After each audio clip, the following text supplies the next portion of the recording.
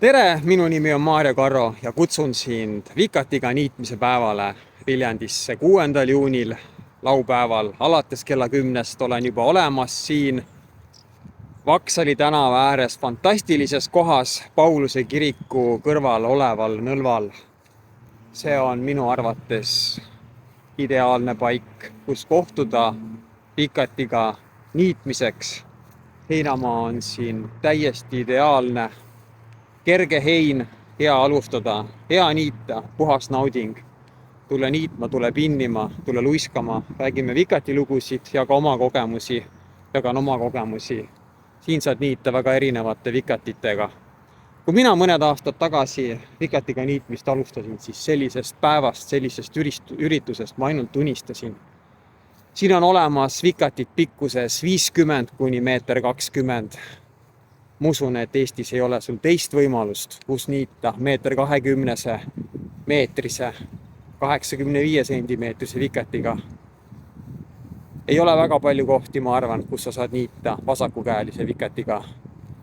Ma lõestasin ära üle 100 aasta vanuse Saaremaa sepa vikati. Ma usun, et ka selliseid kohti ei ole väga palju, kust vana sepa vikatiga niita saad. Siin on lastevikatid, võta lapsed kaasa.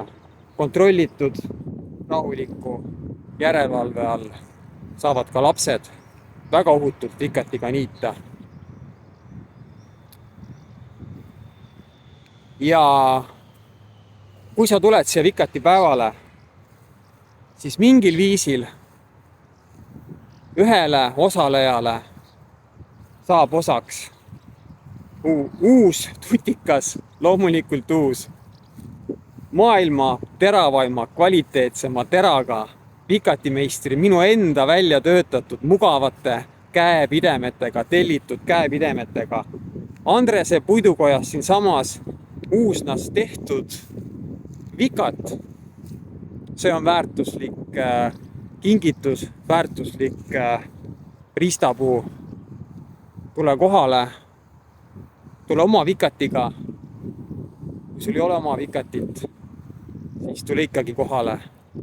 Ja eriti oodatud on siia veel ka sellised inimesed, kes ei niida vikatiga, kuid võiksid seda teha. Täpselt nii nagu mina. Ma muutsin usku, kui ma sain niita terava vikatiga ja ma olin müüdud. Ma tahan seda näidata ka sulle, kui lihtne on ühe hea ja terava vikatiga niita ja sa ei pane seda enam käest. Näeme Viljandis 6. juuni laupäev.